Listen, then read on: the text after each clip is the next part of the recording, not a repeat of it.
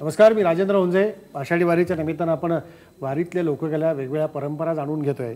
माझ्या पाठीमागे तुम्ही बघत असाल जातं दिसतंय, महिला दिसत आहेत. पारंपरिक ओव्या जात्यावरच्या काय असतात, कशा पद्धतीने त्या गायल्या जातात. आज घरात जात्याची जागा मिक्सरने घेतल्यामुळं नव्या पिढीला जातं म्हणजे काय हेच आपण सांगू शकत नाही.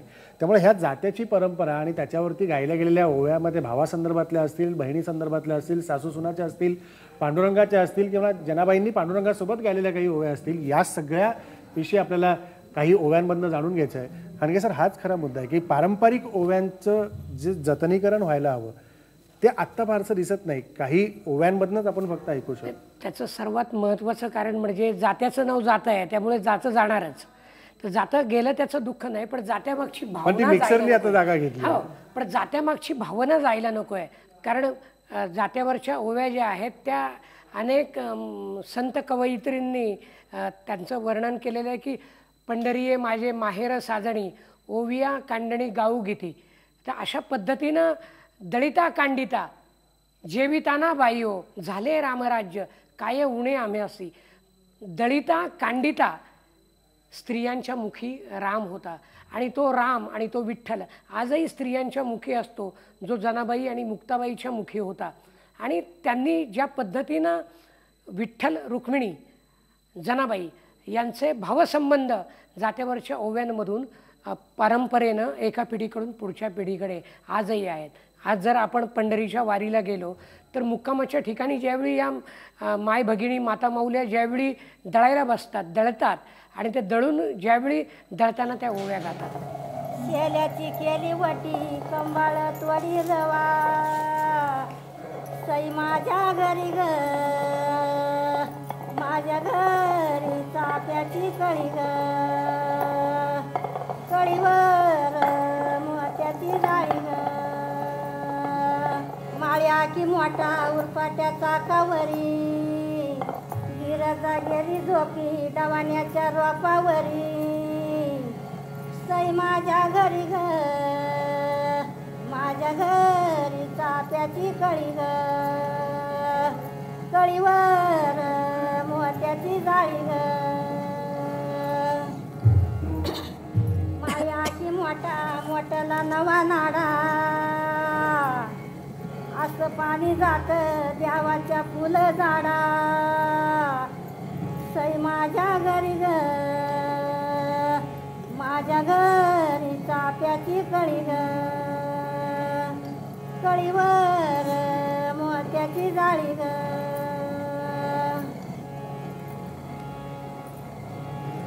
माळ्याच्या माळ्यामध्ये उभं माळ्याचं लेकरू, अंजीर आलं पाडा जड घालीत पाखरू, सई माझ्या घरी ग माझ्या घरी मोत्याची जाळी ग.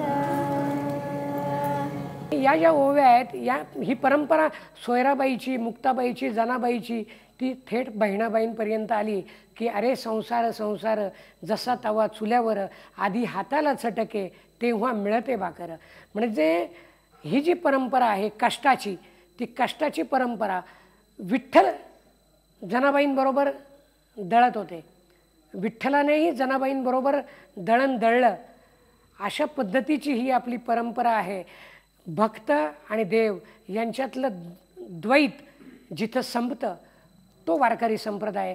आणि या वारकरी संप्रदायाचं यथार्थ दर्शन या माता माऊल्यांच्या या ओव्यांमधून घडतं.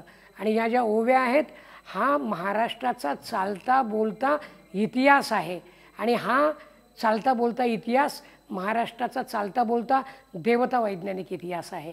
मग विठ्ठलाच्या ओव्या असतील, रुक्मिणीच्या ओव्या असतील, खंडोबाच्या ओव्या असतील, बानूच्या ओव्या असतील, म्हाळसेच्या ओव्या असतील, शंकराच्या ओव्या असतील, पार्वतीच्या ओव्या असतील, तुम्ही वारीमध्ये जा, सर्व देवदेवतांच्या ओव्या या महिलांच्या तोंडी मुखी आपल्याला दिसतात.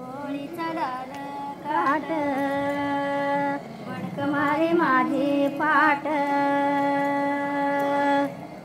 भाऊ घेतो चुरळी भाऊ जाई तिरागात, गालसी प्या गडी कळला गडी द्वागात, शिपायाची बोली माझ्या मराठ्या बसायला आली हातानं बाळाला माझ्या खुर्ची बसायला दिली तुझा माझा गळा वाऱ्याने ऐकू गेला शिपागयानं घोडा मैदानी उभा केला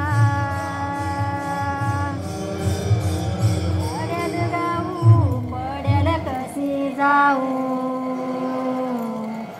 देव विठ्ठलानं फुलाची केली नाऊ तुझा माझा गळा तार तुंतुण्याला चढ येशीच्या बुरजावर झोप जागल्याची मोड बारीक बांगडी काशीवरून कली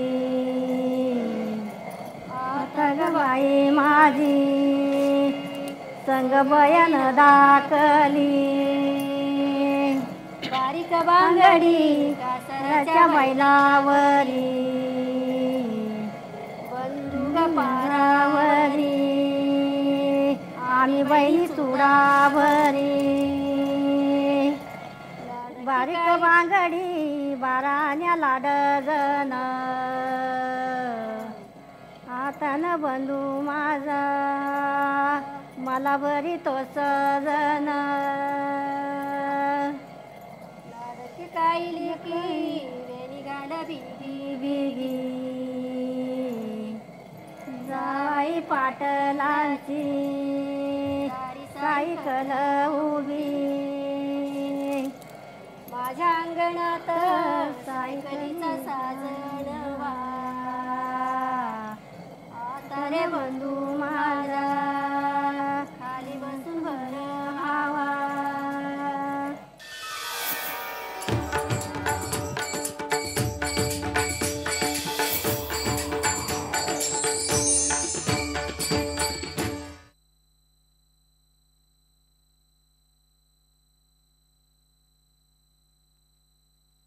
या सगळ्या ओव्या प्रत्येक ठिकाणी आपल्याला दिसतात पण जेव्हा जातं ओढायला लागतो हो कष्टाचं काम असतं बरोबर म्हणजे त्यावेळेला हे कष्टाचं काम सहज व्हावं म्हणून ह्या सगळ्या देवांच्या ओव्या गात त्यांचं स्मरण करत हे काम केलं जातं. श्रमपरिहारासाठीच हे आहे हे तर आपण मान्य केलंच पाहिजे पण नुसता श्रमपरिहार नाही तर श्रमपरिहारासोबत पुढे श्रमपरिहारातून ही जी ओव्यांमधली तंद्रा आहे ती त्यांना विठ्ठलापर्यंत नेते ही जी विठ्ठल नामाचा टकाळा त्यांना या ओव्यांमधून लागतो हे वैशिष्ट्य आहे आणि या ज्या ओव्या आहेत अशा अनेक ओव्या आपल्याकडे आहेत की ज्याच्यामधून एक पॅथॉस करुणासुद्धा दिसते या स्त्रियांचं जे अंतर्मन आहे ते मुखर होतं या ओव्यांमधून आणि या ओव्या ज्या आहेत हे महाराष्ट्राचं खरोखरच वैभव आहे माझ्या अंगणात सायकल तिकवानाची हातानं बंधू माझा गेली दवड उन्हाची किती वाट पाहू मुराळी अवघ्याची सावली कलली दारीच्या शेवग्याची किती वाट पाहू सावल्या गेल्या कौला खाली त्या बंधवात माझ्या चालन डावला खाली गावाला गेलं घराला नाही आला कोणत्या गोष्टीचा तुला राग आला मनाची हाऊस सांगते खाली बस हातानं बंधू माझ्या नतला लावू घास विहिरीवरी मोटकऱ्याची आरुळी आता रे बंधू माझा पाणी माईना तारुळी पाठीवर वेणी वाऊ जाई नागिनीची माऊलीची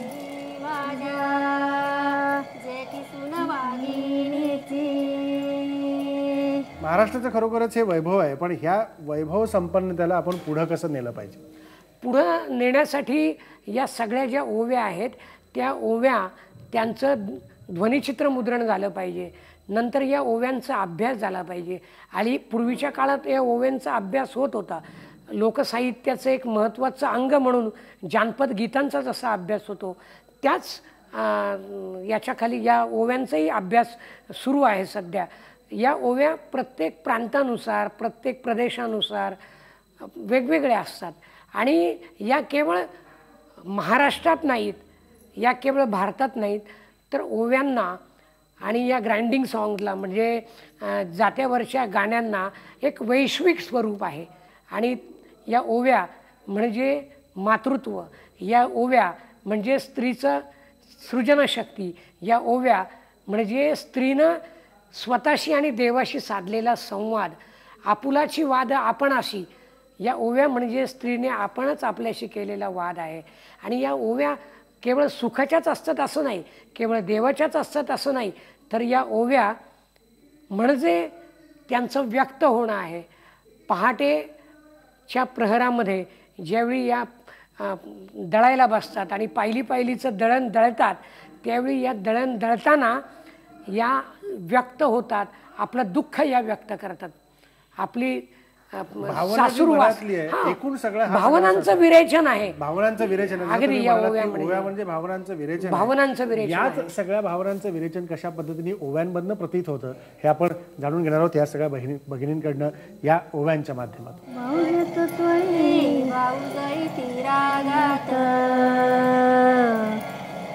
गालसी प्या गडी कळला गडी द्वागात मैनाला मागण आलं धडत लपत आता ग बाई माझी खेळ चांगली सोप्यात लाड किल्याक मला पुण्यात द्यायाची जावाई घोड्यावर एक बघित याची जावयाला दिली तर समोरची खोली ऐकू येईना लेकी मंजुळाची बोली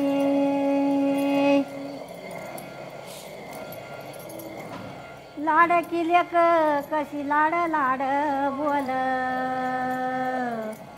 श्यामबागराची शिंगी तात्या मला मुळ दाड मुंबईला गेला मुंबईवाला झाला आपल्या देशाची बोली सरुनी गेला.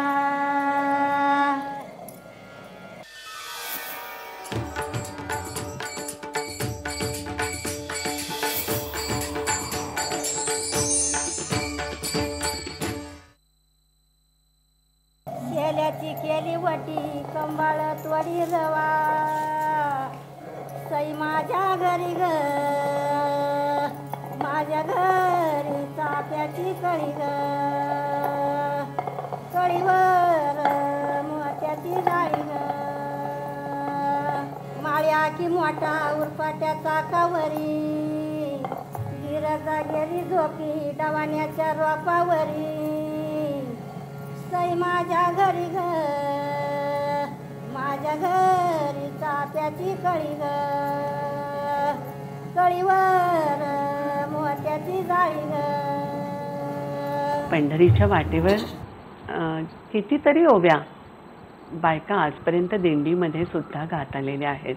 जात्यावर दळतानाही विठ्ठलाच्या ओव्या त्यांनी गायलेल्या आहेत.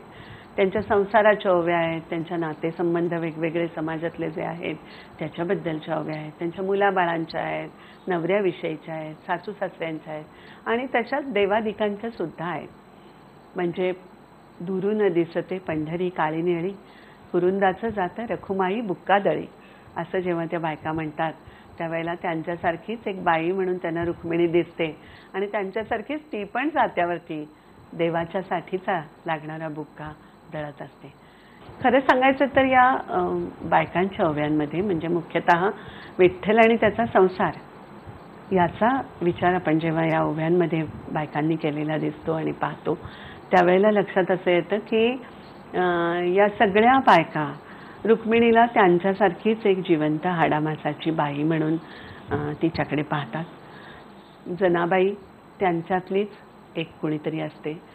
तुळशी ही सुद्धा त्यांच्यासारखीच देवाला प्रिय असलेली एक स्त्री म्हणून त्या तिच्याकडे पाहतात.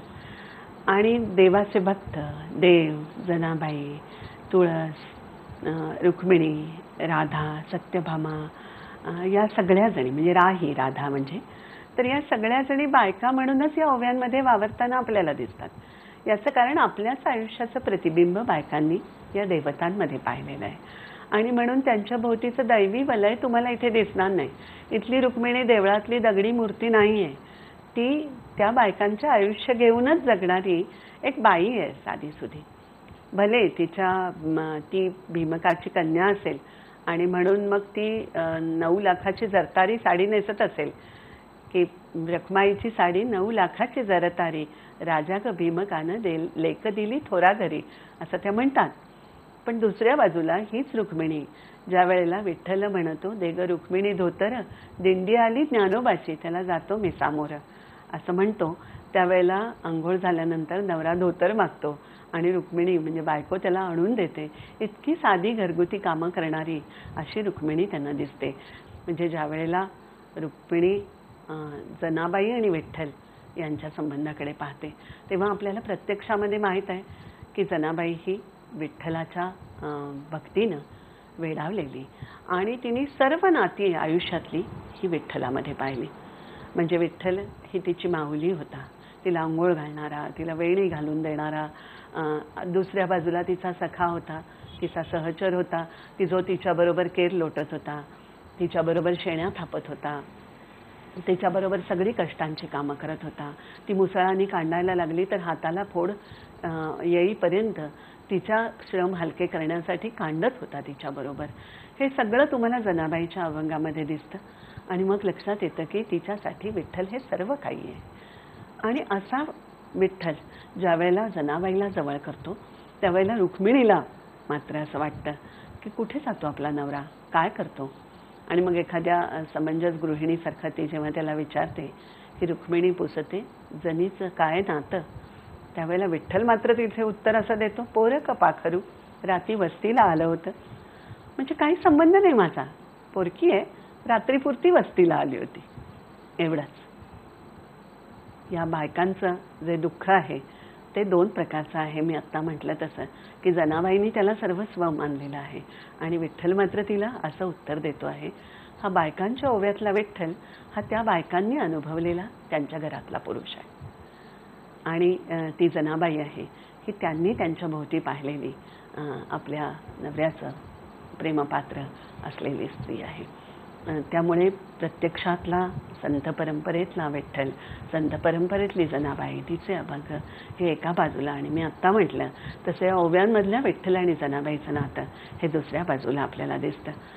ती अनुभवते रुक्मिणी की देव जेवत्यात लाडू ठेवती शेल्या आड रखमाई म्हणे जनीचं किती येड.